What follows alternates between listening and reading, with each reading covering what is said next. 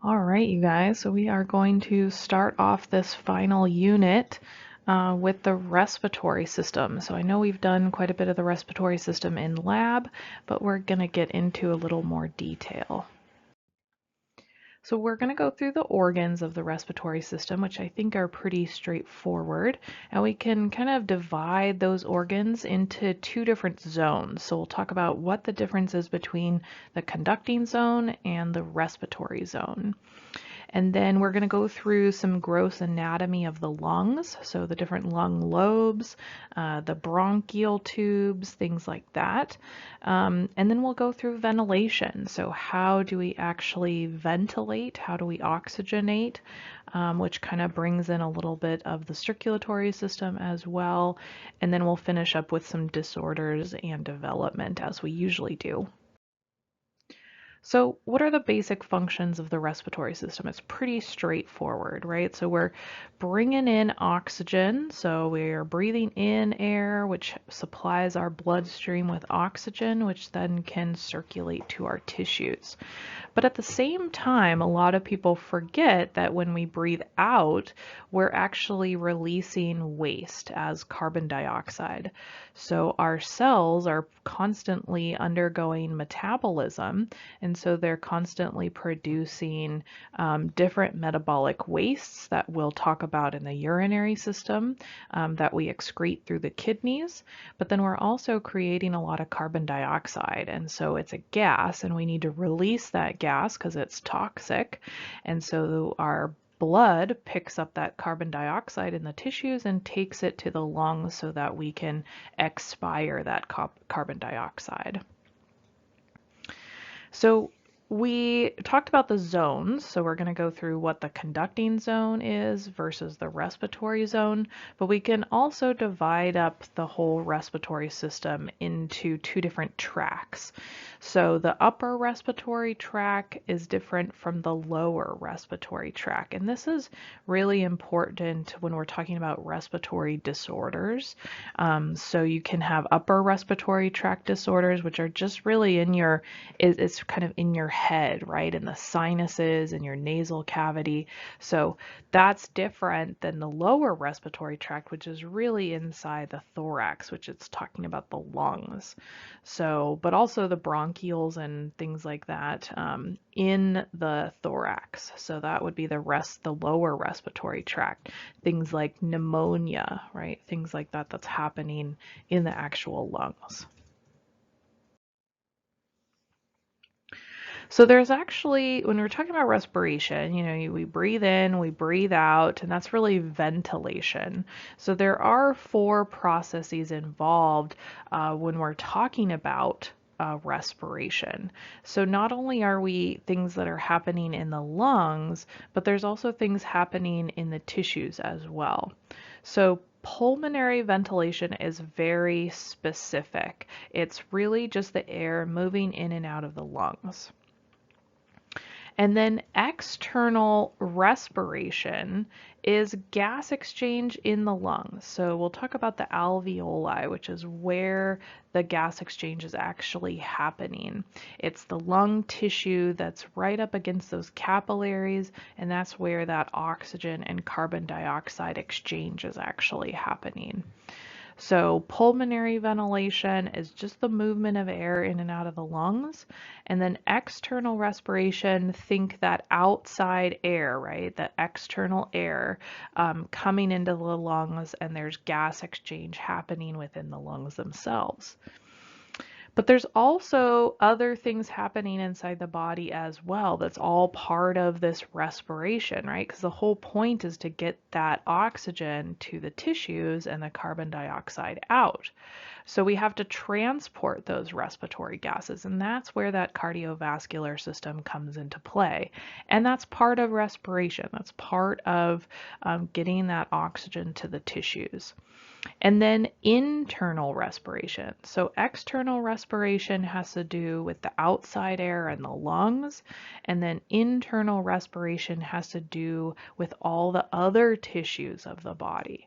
So that's where the gas exchange is happening in the tissues tissues, right? You're bringing in oxygen to the tissues and getting rid of the carbon dioxide. So it's a lot more involved than you may think at first glance, right? So that was kind of the function of the respiratory system, right, is respiration and ventilation. So now let's get into the anatomy of the respiratory system. So this is where we're going to get into the conducting zone versus the respiratory zone. So conducting zone, just think any passageway that air moves through.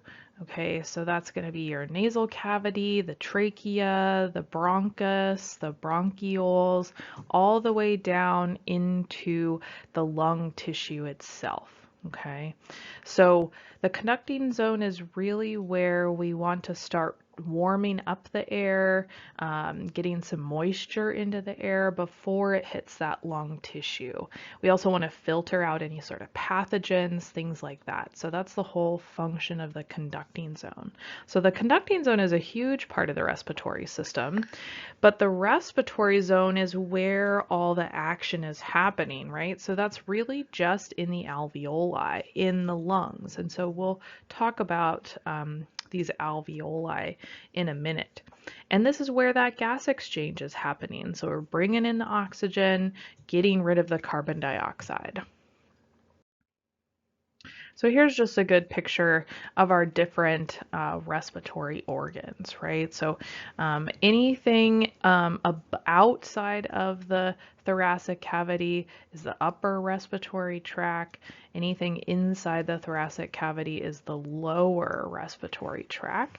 And then we also talked about our zones. So any tubing work, so pretty much everything up until this alveoli, all the bronchus, the trachea, the larynx, all those are part of the conducting zone. And the only part of the respiratory zone is that alveoli.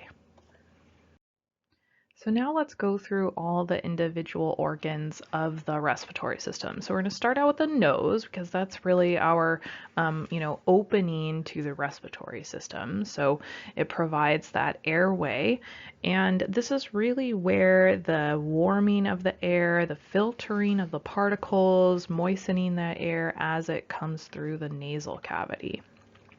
And this is also, the nasal cavity provides kind of a resonating chamber for speech, which we don't really think about.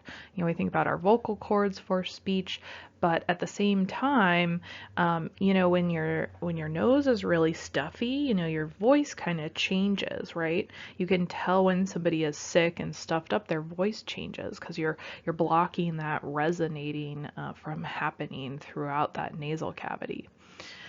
We also are able to smell. This is where our olfactory receptors are, right at the top of the nasal cavity, right? We talked about those, the little fibers coming down from the olfactory nerve, picking up all the chemical signals that are dissolving in the mucous membrane of the nasal cavity. And so our nose itself, right, we have our nasal bones and then we have the cartilage. And, we all have different sized noses, and that's due to those nasal cartilages. And we're not going to learn the different nasal cartilages, so don't worry about that. Okay. So the nasal cavity is really kind of the important part, right? The nose or the nostril is really just the opening, right? And so we always look at this sagittal picture of the nasal cavity, right? So, but we're really just looking at the left side of the person's nasal cavity. And so you have to remember you have that nasal septum, right? We actually have that bony septum provided by those cranial bones and facial bones, right? So you'll have a left and a right side. And this nasal cavity opens up into the nasopharynx, right, which is the first part of the pharynx. And we're going to divide up the pharynx into 3 different sections. So the nasopharynx is in the back of the nasal cavity. So when we talk about the mucous membranes of the nasal cavity, We talked a lot about the respiratory mucosa a while ago. Remember this pseudostratified ciliated columnar? Well, that is really the important respiratory epithelium, right? So we're going to start trapping all of the particles and the mucus and everything, and so that we can swallow all those particles and pathogens, potential pathogens, before it gets down into the lungs.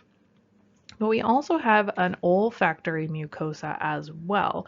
So just at the upper region, right, where those olfactory fibers come in, that's considered the olfactory mucosa. So where all those chemicals are going to dissolve and we'll pick up those chemoreceptors in that olfactory nerve. So just to review a little bit of that respiratory mucosa, it's the pseudostratified ciliated columnar epithelium. So here's our picture of it, and really the important part is that cilia, because that's the part that's going to be moving and trapping all that mucus, the particles in the mucus. And then we have the goblet cells, which are producing all of that mucus. Okay. So this is just laying it out for you here. We've talked a lot about this respiratory mucosa, and I don't want you to forget about it. So if you have to review a little bit about the epithelium, please do. But again, this is our pseudostratified ciliated columnar epithelium. So another thing about the nasal cavity is that we try to increase the surface area. So if we increase the surface area of the nasal cavity, that's more surface that comes in contact with the air coming in. And that is able to allow for more heating and moisturizing that air and trapping more particles up from the air as it runs through the nasal cavity. So we have these things called the nasal concha, and we learned these in lab when we were looking at the skull because they are part of the bony structures underneath that mucosa.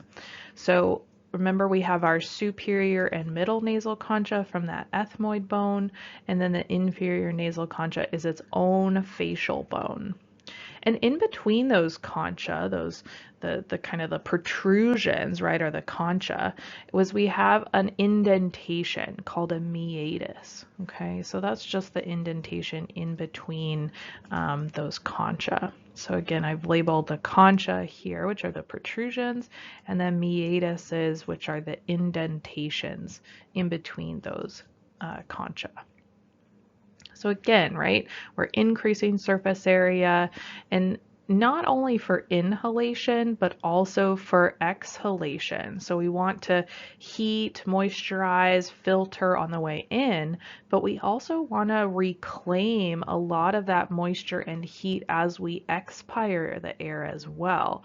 So we don't want to lose heat and moisture when we're expiring the air. And this is really important for species like camels, a lot of desert species that may not have a lot of access to water. So they really want to reclaim that moisture and don't want to lose the energy that way. Another structure, or multiple structures that are important for the nasal cavity are the paranasal sinuses. So we talked about these guys when we were going through the skull bones as well and facial bones, and they are cavities that are located within the bone themselves. So remember our different bones that we said had sinuses within them. So the frontal bone, maxillary bone, sphenoid bone, and ethmoid bone. And so these guys all open and drain into the nasal cavity, right? They should be normally full of air, but we've all had full sinuses if you're sick, or if you have allergies, things like that. So you can get these guys full of mucus as well.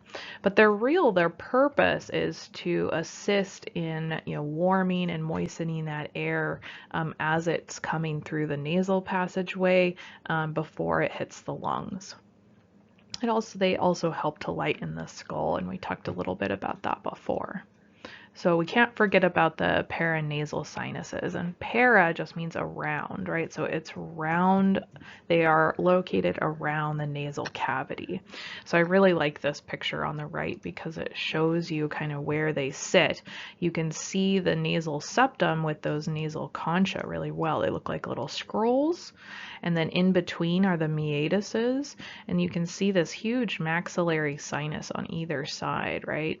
And then above, you can see some of the ethmoid sinuses sitting up here as well, okay? And we've kind of cut off the frontal sinus. It would be even more anterior, so we can't see that one. But again, these are all located within the bones themselves. So the pharynx, so we've talked a bit about the pharynx. We talked about first the nasopharynx so far in the back of the nasal cavity. But when you hear pharynx, just think throat, right? So it's really just a passageway that connects the nasal cavity, oral cavity down into the trachea and the esophagus.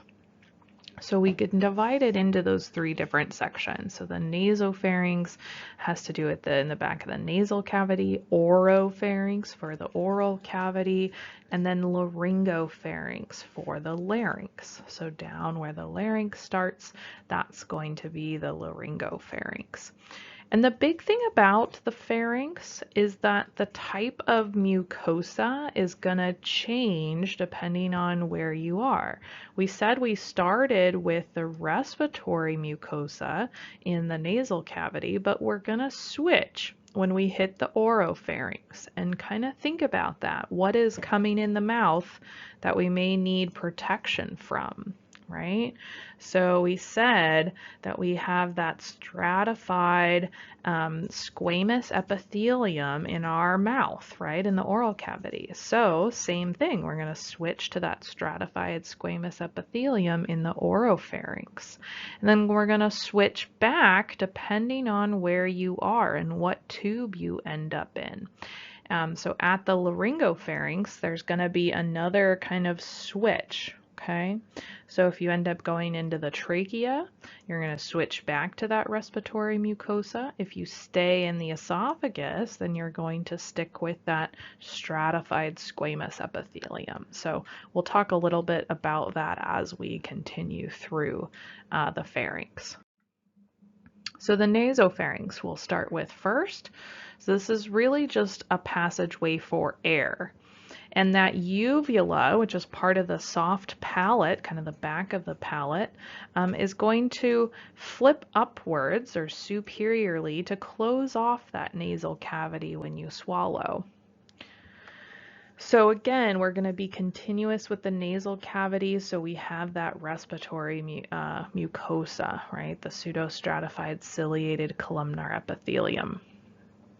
And then we have some tonsils that are associated with the nasopharynx as well. So those pharyngeal tonsils that sit right up in the back of the nasal cavity. So they're going to trap, hopefully, and destroy any sort of pathogens that you might inhale through your nose and your nasal cavity. And then there's also an opening. So right here, there's this little opening, and that is your auditory tube or eustachian tube or pharyngotympanic tube. Any of those three names that we learned in lab when we were talking about the ear structures, right? So this is where you pop your ear, right? When you go on a plane, or you have you change altitudes at all and you pop your ear, you're equilibrating that the pressure within your middle ear. So that's that opening for that tube comes into the nasopharynx. And then the oropharynx is going to be a passageway for food, and mostly food, but some air as well. Usually we don't breathe through our mouth. Most animals breathe through their nose, right? And if you do see open mouth breathing in animals, that usually is a sign of respiratory distress. But anyways, back to the oropharynx. So essentially it's just the back of the throat, right? And this is where we're going to switch our epithelium to stratified squamous epithelium. Okay. And we do have some more tonsils here as well. So we have the palatine tonsils up associated with the soft palate, and then the lingual tonsils associated with the tongue. And again, the palatine tonsils are those ones that are usually removed if you need to remove your tonsils. You know, you get a lot of strep throat, and so they remove your tonsils. They don't do it as often anymore, I don't think, but back in the day, when kids would get their tonsils removed, it was the palatine tonsils. And so it pretty much extends kind of from the uvula down to that epiglottis, and it's quite small, just that region right there in the back of the oral cavity. So now the last part of the pharynx is the laryngopharynx. So this is really where we have both air and food coming down this passageway. And you know, I joke because, you know, what could go wrong, right? You know, this is where choking happens. So you should have food go one way and air go the other way, right? Well, sometimes that doesn't go according to plan. But it continues to be stratified squamous epithelium because we do have food, right?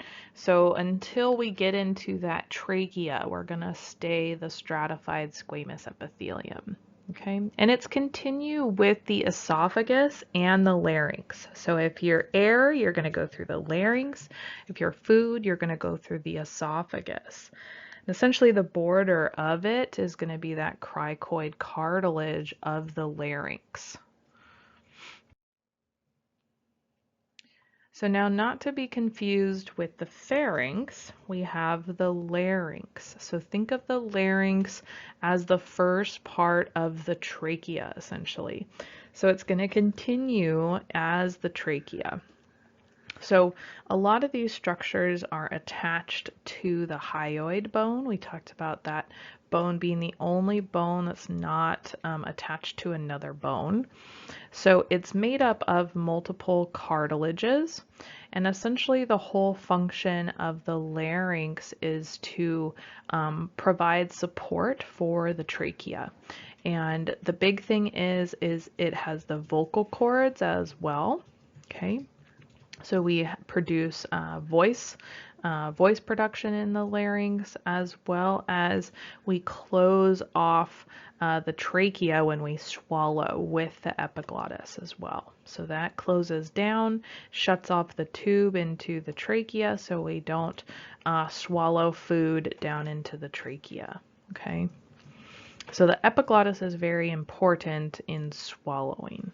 Okay, and this is where we switch as well from that stratified squamous epithelium back to our pseudostratified ciliated columnar epithelium as we continue into the trachea. So I have a great swallowing video here, so if you want to copy and paste that into your browser, it's a really great video just kind of showing how the uvula and the epiglottis work during swallowing. So if we look through the different structures of the larynx, we've got these different cartilages. So there's quite a few cartilages, but I only want you to know 3 of them. So the thyroid cartilage is the largest kind of shield-like cartilage here. Okay. And it doesn't wrap all the way around to the backside. It's open on the back. Okay. And on the front, the laryngeal prominence right here is what makes up the Adam's apple in men. So it's just we all have a laryngeal prominence, but it's more pronounced in males.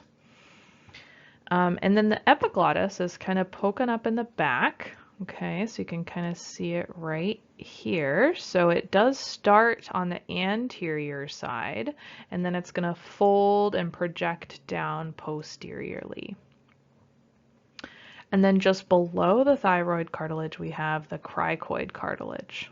And that's kind of like, it's kind of the start of the trachea. Okay, so it's a full ring. So it goes all the way around. Okay, and there's lots of other small cartilages here.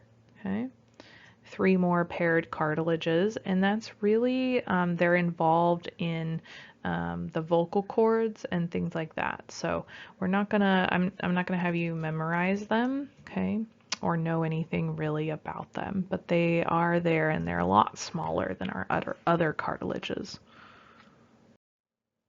So now we talked about the larynx as containing, what we kind of quote unquote call the voice box, right? And these are vocal ligaments essentially, okay? So they attach to some of those smaller cartilages, and we have some cords or folds, we call them. So our true vocal cords are called the vocal folds, and they are the ones that are going to be vibrating and causing the sound of our voice production. Whereas the vestibular folds are the soft tissue that are around those vocal cords or vocal folds, okay? And when we talk about the glottis, essentially it's just the opening or the diameter of that opening into the trachea. Okay, so the air passes through and causes the vibration of these ligaments and produces sound. And so here's just some pictures of the vocal cords open and closed.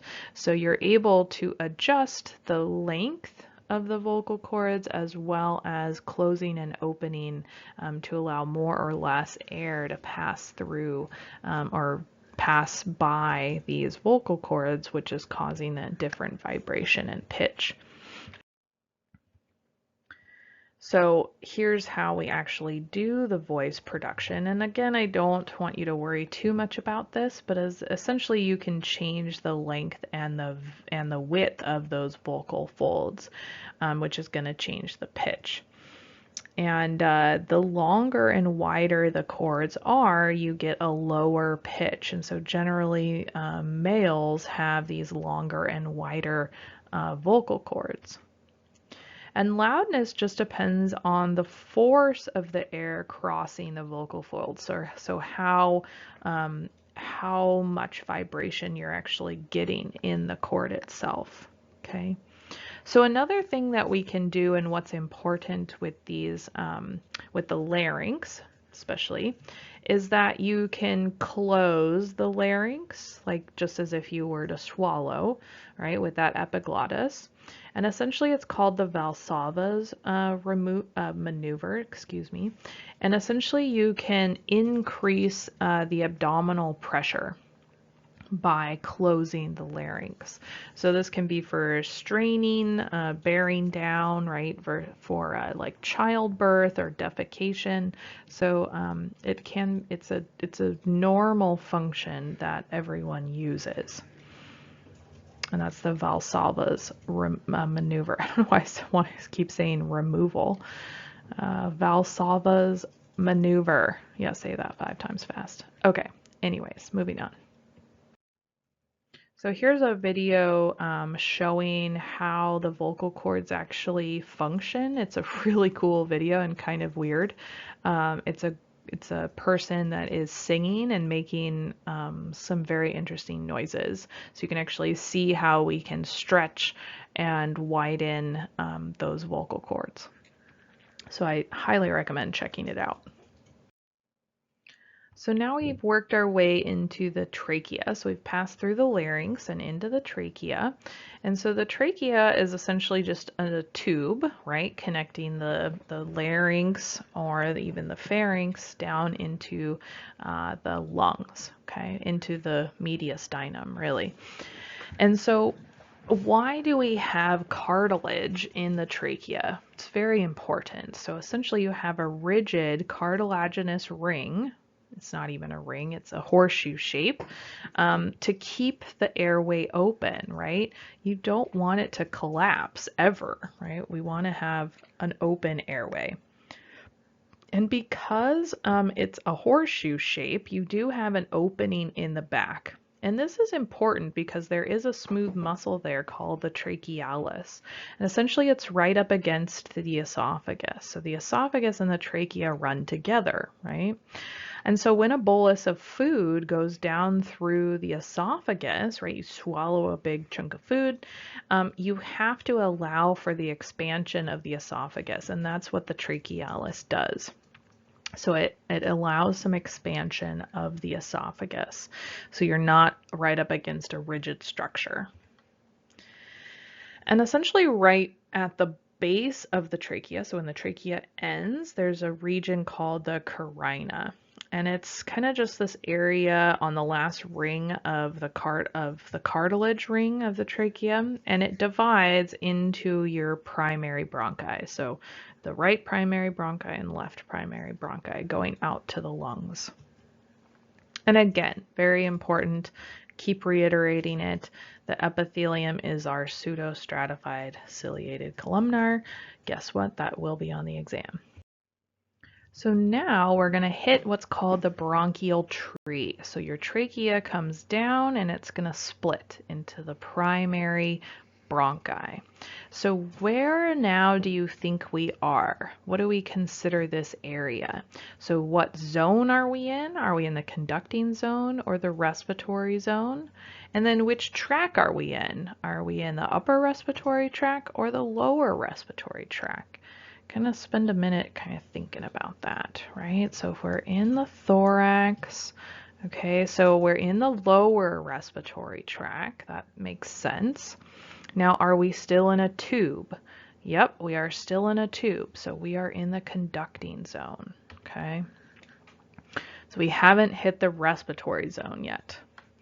So the bronchial tree, essentially think of it like a tree, right? As the branches continue to divide, you're going to get smaller and smaller branches. So think you're going to get smaller and smaller airways or passageways, okay? So first we're going to split into those two primary bronchi. So these are the largest bronchi. We call them the main bronchi as well. Interestingly enough, the right primary bronchi is actually a little wider and shorter than the left, which is kind of interesting, but it'll make a little more sense when we talk about the differences between the right and the left lungs. So now we're going to split again. So those primary bronchi are going to split into secondary bronchi. Okay, and these are going to go to the lung lobes. So we have 3 on the right and 2 on the left. Okay, so 1, 2, and 3. Okay, whereas we only have 1 and 2 on the left side. And then the tertiary bronchi are going to continue to branch. So once you see these extra branches coming off those secondary bronchi, these are all the tertiary bronchi, okay? So they go into each lung segment. Now we'll learn about the lung lobes, but I'm not going to require you to learn the lung segments, okay? Now those tertiary bronchi are going to further branch into even smaller ones called bronchioles, and they're smaller bronchi essentially. Okay, and then we get even smaller into terminal bronchioles, and they are the smallest bronchioles. The diameter of the tube is less than 0.5 millimeters. That's about as thick as a fingernail. So that's pretty darn small if you think about it. And we're going to get even smaller. So now something that's important as we move our way through the bronchial tree, so as we're changing from those bronchi to bronchioles, we have some change in the different types of tissue.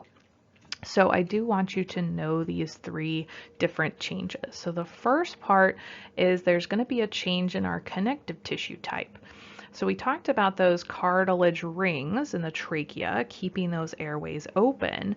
And essentially we switch from cartilage rings to cartilage plates. So we slowly lose the cartilage as we go down the different size bronchi until we get to the bronchioles, and then we have no cartilage. Okay, so no cartilage in the bronchioles. And then our epithelium changes as well. So we start out with that respiratory epithelium, that pseudostratified ciliated columnar, and we're going to get more simple as we get into the smaller and smaller airways. So we're going to change into simple columnar and then simple cuboidal, and even smaller all the way down to simple squamous when we talk about the alveoli. Okay. So again, we're going to lose our cartilage, we're going to get simplified epithelium, and then we're also going to add in smooth muscle. So essentially we replace that cartilage with smooth muscle. So once we get to the bronchioles, so if you notice, the bronchioles are kind of where all the big change happens. So by the time we get to those bronchioles, we lose our cartilage and we gain smooth muscle. And why is smooth muscle important? Is you're able to constrict and dilate those airways. So when we dilate the airways, we're under sympathetic stimulation, right? Flight or fight. We want to be able to breathe and oxygenate our tissues really, really fast. We're going to increase that respiratory rate, but also oxygenation. And then during parasympathetic, you can constrict. You don't need as much oxygenation, so you can constrict those airways, okay? So if you look at the picture on the right, you have a bronchus on the top, and you can kind of see some cartilage plates in here. Not too much. You don't really see any muscle, maybe a little bit right here. And then you look at the bottom picture is a bronchiole, and you notice we have some smooth muscle, but we don't have any cartilage. And it's kind of hard to appreciate the epithelium in these slides, but essentially you're going to get some changes in epithelium as well. So here's a bigger picture of that bronchus, right? So you're able to see some smooth muscle, some cartilage plates, some stratified, pseudostratified epithelium, okay? So now we're finally going to get to the respiratory zone. So we're going to have a respiratory bronchioles, and they're essentially going to branch from those teeny tiny terminal bronchioles. And this is where gas exchange is going to happen in the respiratory zone, but it can only happen when we don't have any smooth muscle. So remember all those bronchioles are going to have smooth muscle. So we have to get rid of that smooth muscle, and we're going to turn into and get into these alveoli. So the respiratory bronchioles are going to lead into what's called an alveolar duct. Okay, so we're going to lose that smooth muscle on these alveolar ducts, which are going to lead to alveolar sacs. And each sac, think of like an alveolar sac like a cluster of grapes, and each grape is an alveoli. Okay. So there are so many alveoli in our lungs. You think if you think of it in square feet, it's 1,500 square feet of alveoli. Okay, that's how much surface area there is for gas exchange. That's, more than a lot of people's houses, right? So a lot of surface area for gas exchange. Very important. So now if we take a look and see what this respiratory zone actually looks like, here's your terminal bronchiole, right? And you see the smooth muscle wrapping around it, okay? By the time we get to that respiratory bronchiole, you're gonna kind of lose the smooth muscle, and you're gonna turn into an alveolar duct, which has no smooth muscle. And then the alveolar duct contains these alveolar sacs. Okay, so remember I said think of an alveolar sac like a cluster of grapes, and then each of these little grapes is an alveoli. Okay, so now if we take one alveolar sac and blow that up and kind of cut through it like a cross section, you're able to open up these alveoli, these grapes, okay? And they're all stuck together, okay? And they have these little pores. So they have these little holes in them, so essentially the air can flow through all of them equally, okay? So there's that alveolar duct, which the air is coming through, and then it disperses out through all those alveolar pores through all the alveoli, okay? And if you look at, I know it's kind of hard to appreciate on the histological slide, but just follow me here for a second. So if you see, here's our respiratory bronchial, because you can actually see the epithelium, right? And then it's going to open up into this alveolar duct, okay? And then all these little guys out here, all these little circles, are the alveoli themselves, okay? So an alveolar sac is just a cluster of all those alveoli. So now we're in the respiratory zone, right? Hallelujah. So we're able to actually undergo gas exchange in these alveoli. And there are different types of cells in the alveoli, and they're all important for different reasons, okay? So if we take our picture over here and we blow up just a portion of these alveoli, so we take this one alveoli, so here's our one alveoli right here. And a singular alveoli is an alveolus. Okay, so alveoli is plural. Even though I say alveoli all the time, alveolus is a singular alveoli. And then it's right butts up against all these other alveoli. Okay? So now, what are these different cells in here? So we have a type 1 alveolar cell. And these guys, just think they are the simple squamous epithelial cells, okay? And these are our tan cells, okay? So they just look like a flattened little fried egg. So if you look at it on the edge, there's one little flattened, simple squamous epithelial cell, okay? And these guys are what are going to butt up against the capillary. So here's our one little epithelial cell right up against the capillary. Okay, so it's going to make up this respiratory membrane, and that is where the gas exchange is happening. Okay, very important. So we'll talk about what this respiratory membrane is in a second. Okay, so that's our type 1 alveolar cells. Very important. That's where the gas exchange is happening, okay, with those capillaries. There's our capillary. So anywhere where you see those red blood cells, right, is going to be a capillary. So the capillaries are in amongst all these alveoli. And then our type 2 alveolar cells. These guys are, let's see, what color are they? They're blue. Okay. Oh no, they're green. Okay, so here's our type 2 alveolar cell. So these guys are kind of more like a cuboidal cell, even though they don't seem too cuboidal in the picture.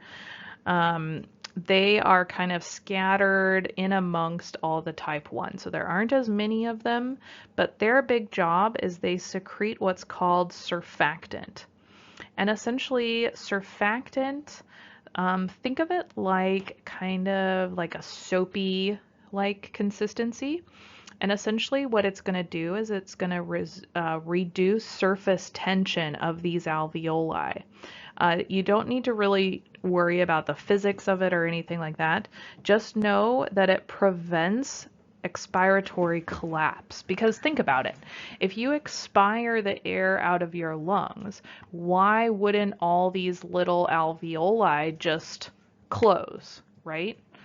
Well, it's because of the surfactant. So essentially the surfactant helps to keep these alveoli open when you expire the air out of your lungs. Okay, so that's the importance of those type 2 alveolar cells. Now our third type are the little blue ones. Okay, and those guys are the macrophages. They look very similar to your type 2 in the picture, but they're a little different, right? So these guys are our immune cells. So anything that may have gotten down into the lungs if you didn't trap it on the way down in your respiratory mucosa. They are going to be patrolling all these alveoli looking for any sort of pathogens that may have gotten into the lungs, and they're going to eat them, right? Because they're macrophages, so they're phagocytic.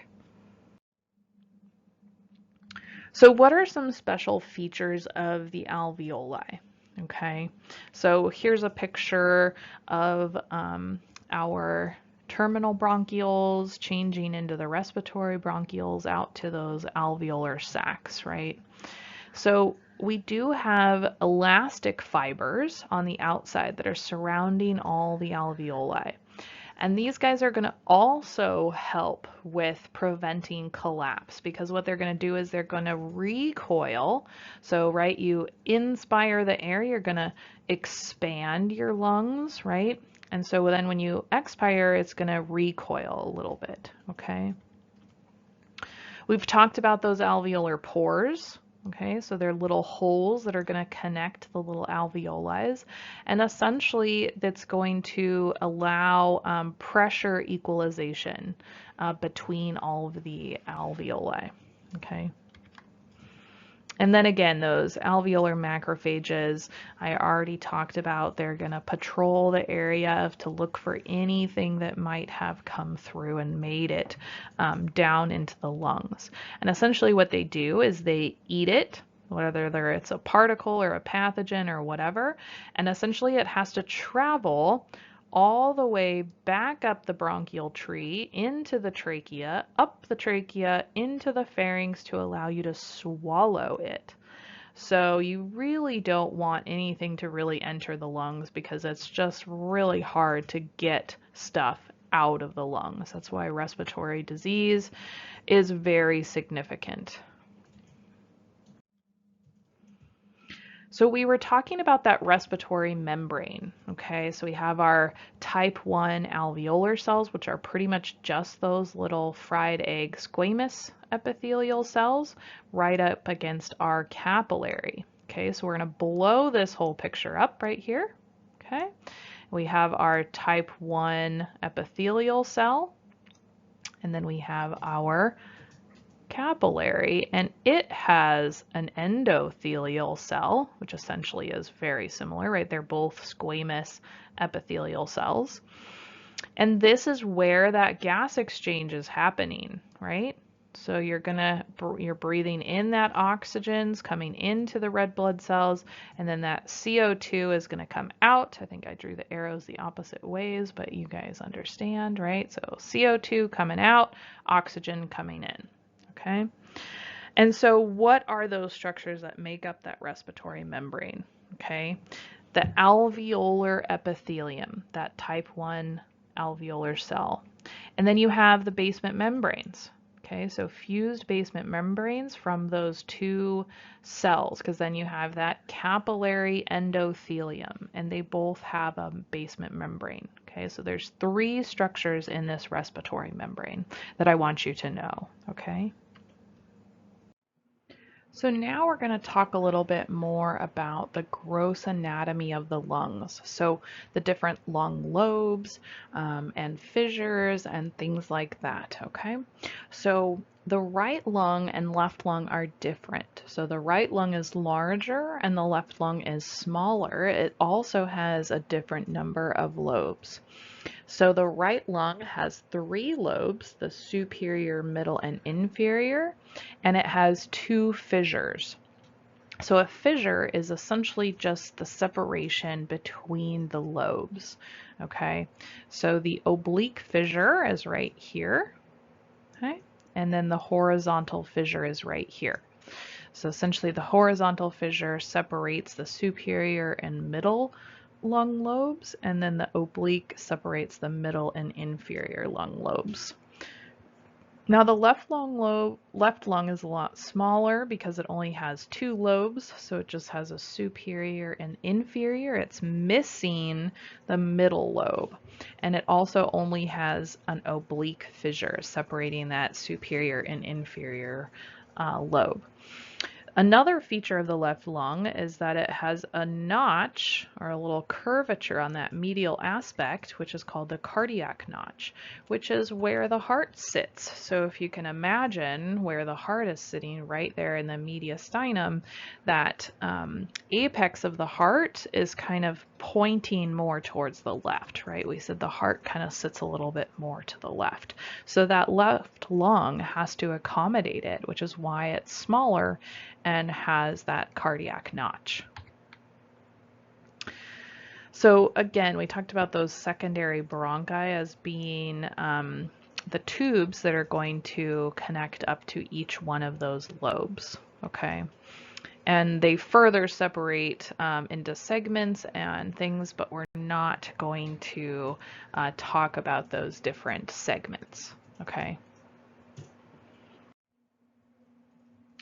So now if we take the lung and look at some other landmarks that we're going to talk about, it's opposite to the heart, whereas the apex of the lung is now at the superior portion of the lung, and the base is going to be the inferior portion. Okay, so it's kind of inverse to that of the heart that we talked about. And then the hilum is essentially this region right in the center, the kind of the medial aspect of the lung. And that's just where all the blood vessels, the tubes, the bronchi, the nerves are going to enter and exit the lung in that region. So they only come in and come out right in this hilum area.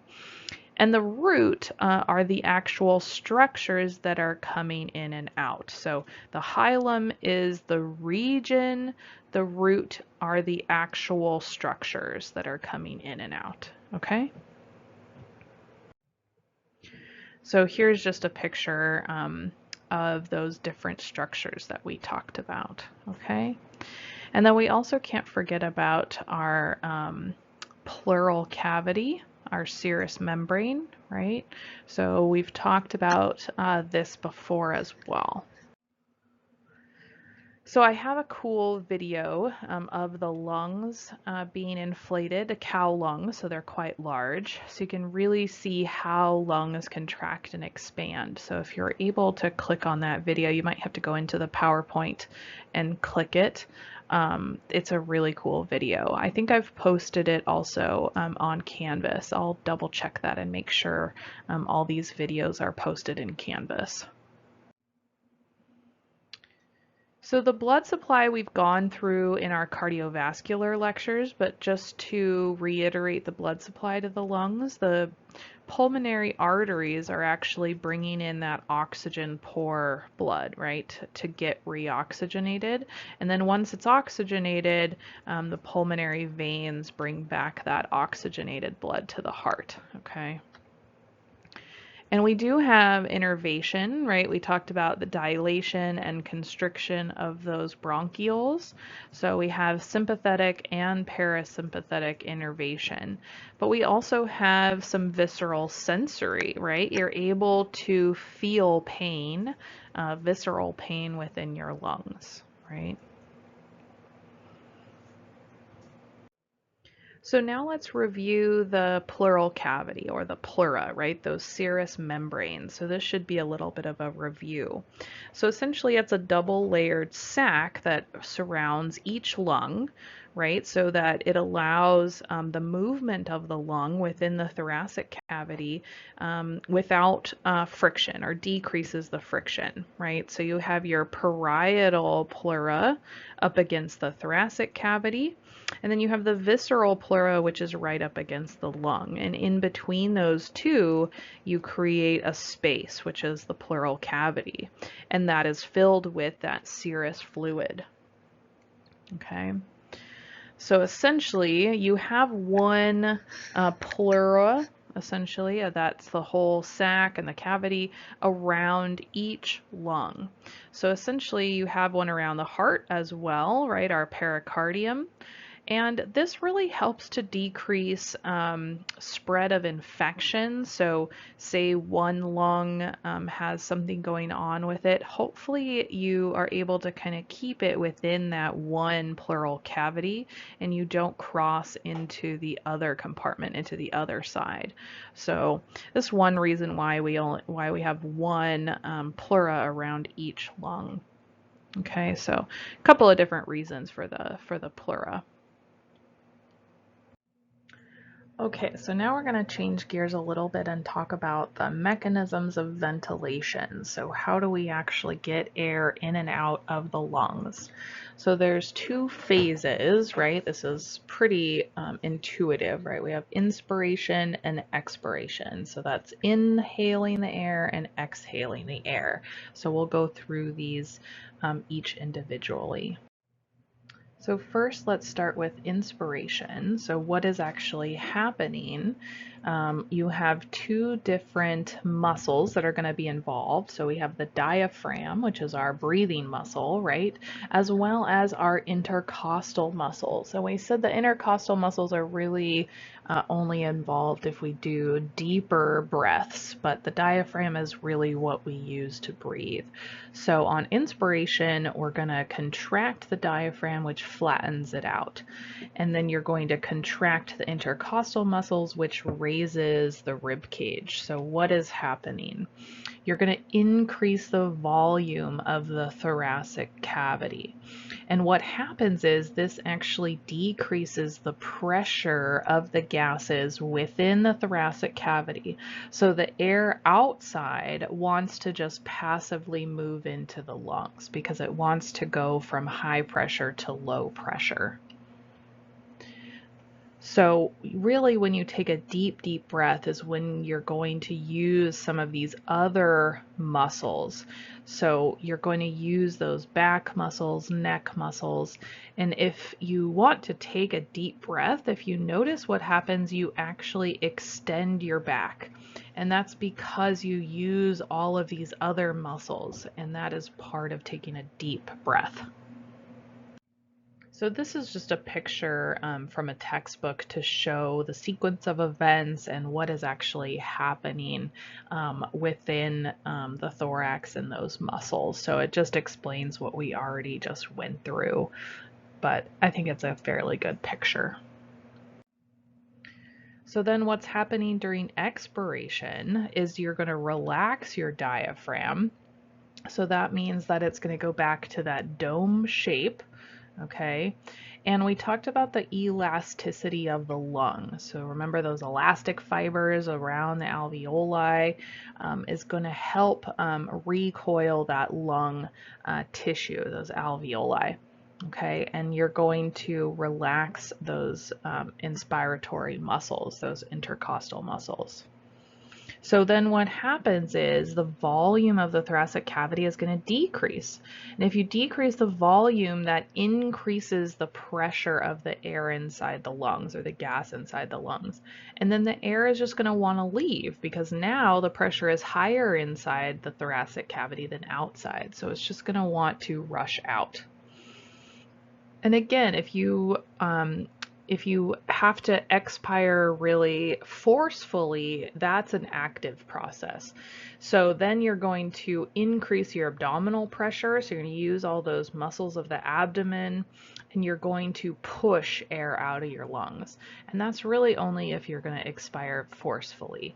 Normally breathing is a very passive action, right? You're sitting there, you don't even think about it. So it should be very passive. So then here is the reverse picture for expiration and what happens. So ventilation is under neural control, just like everything else. So the nervous system can influence, the rate of ventilation or the rate of respiration. And that respiratory center lives in the brainstem. So essentially that respiratory center is going to generate, your baseline respiratory rate. And then you can increase and decrease that, based on what's happening. and that's going to be the sympathetic nervous system and the parasympathetic nervous system that can change that baseline respiratory rate. And what happens, and how do we know how to set a baseline respiratory rate? Well, we have chemoreceptors that are going to be living in those main neck arteries, the carotid artery, and it's going to pick up the oxygen levels in the blood. So essentially, if the oxygen levels fall, then you're going to increase your respiratory rate and vice versa. So they're chemoreceptors, and those are the peripheral chemoreceptors in both in the carotid arteries and in the aortic arch. So those are the aortic bodies, they call them, which essentially are just little areas where they're picking up on the oxygen level, the SpO2 essentially, of dissolved oxygen in the blood. And then so you have the carotid body and the aortic bodies.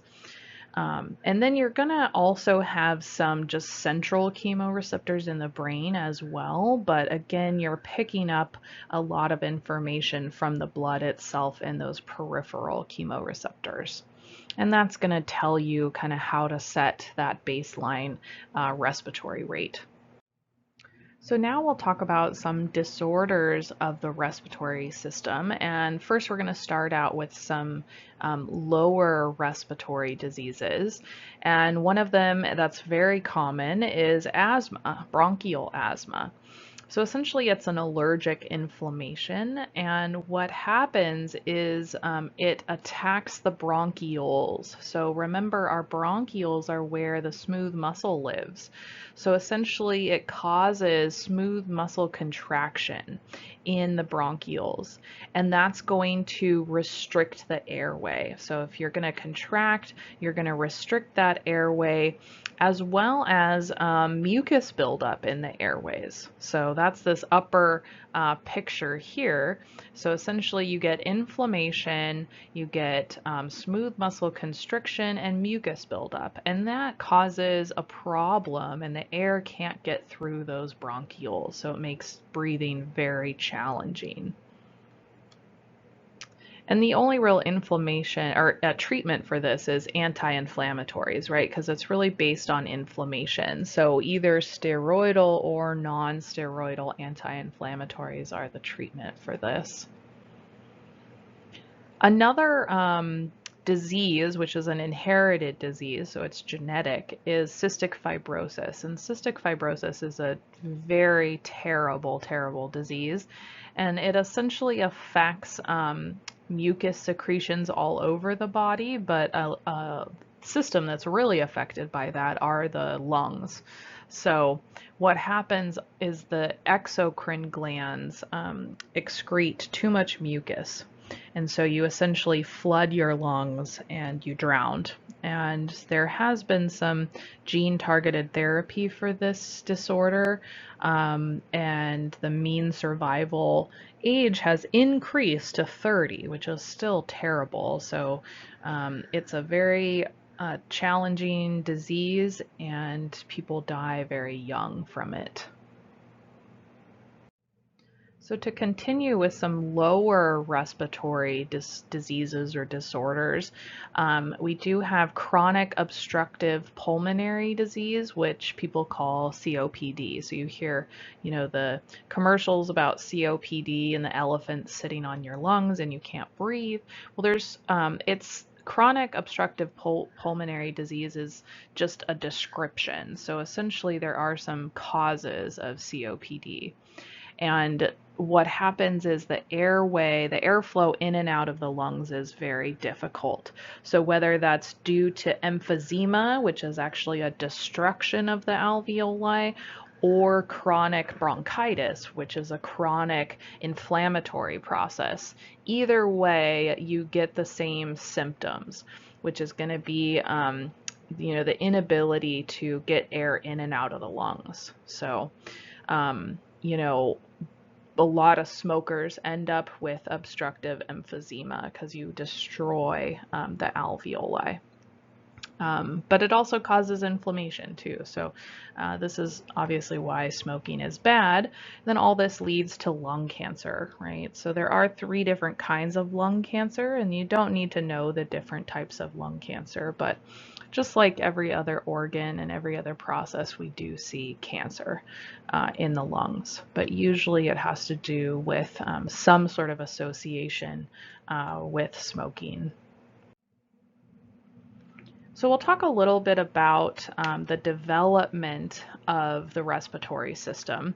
And again, don't worry too much about it. It's just kind of so you kind of have an idea of how this works. Again, you can take whole classes on development. So we just touch on a little bit of development throughout this class. But the big take-home message of the development of the respiratory system is the lungs are the last organ really to develop in the fetus, because think about it, right? We talked about it in the cardiovascular system. The fetus isn't using the lungs, right? We're not oxygenating via the lungs. We're oxygenating via the placenta.